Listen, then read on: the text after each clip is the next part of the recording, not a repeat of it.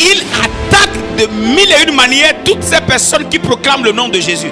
Donc, tout se dispose pour que celui qui marche avec Dieu vive une vie compliquée. Alors là, il y a des choses que tu n'as plus le droit d'admettre dans ta vie. Il y a des choses avec lesquelles tu n'as plus le droit de jouer dans ta vie. Si tu nais, Satan n'a pas voulu que tu grandisses.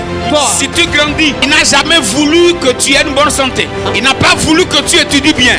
C'est-à-dire tout ce qu'il faut mettre en place pour que ta vie soit un échec. S'il faille te marier, comment faire pour que le mariage dans lequel tu vas entrer soit pour toi un enfer et que tu vives une vie de misère? Ainsi, tous ceux qui te regardent, personne n'aura envie d'adorer ton Dieu, parce que quand il est descendu sur la terre, il est animé d'une grande colère. Et cette colère, il veut faire du mal à Dieu. Et il sait qu'il ne peut rien faire à Dieu. Alors, la créature de Dieu, nous qui portons l'image de Dieu, il nous prend maintenant comme des adversaires. C'est pourquoi la Bible a dit: malheur à la terre et à la mer, car le diable est descendu vers vous, animé d'une grande colère, sachant qu'il a peu de temps. La Bible dit encore: votre adversaire le diable, il rôde comme un lion rugissant, cherchant qui il va dévorer. Et quand vous comprenez bien, on ne l'appelle pas adversaire de Dieu, mais on l'a appelé notre adversaire.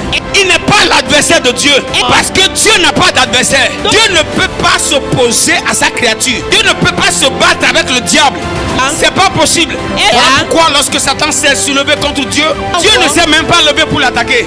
Il a ordonné à un ange comme lui de le précipiter. En réalité, Satan sait qu'il est adversaire, mais pas adversaire de Dieu, adversaire des enfants de Dieu. Comment faire pour que la gloire d'Élohim ne soit jamais manifestée dans la vie des enfants de Dieu? Comment détruire? Parce que nous, Dieu a dit: créons l'homme à notre image. Satan sait que nous sommes créés à l'image de Dieu. Alors son objectif est d'assassiner l'image de Dieu, afin que tous ceux qui regardent l'image de Dieu puissent croire que Dieu est méchant, puissent croire que Dieu est mauvais, croire que Dieu ne peut pas faire du bien.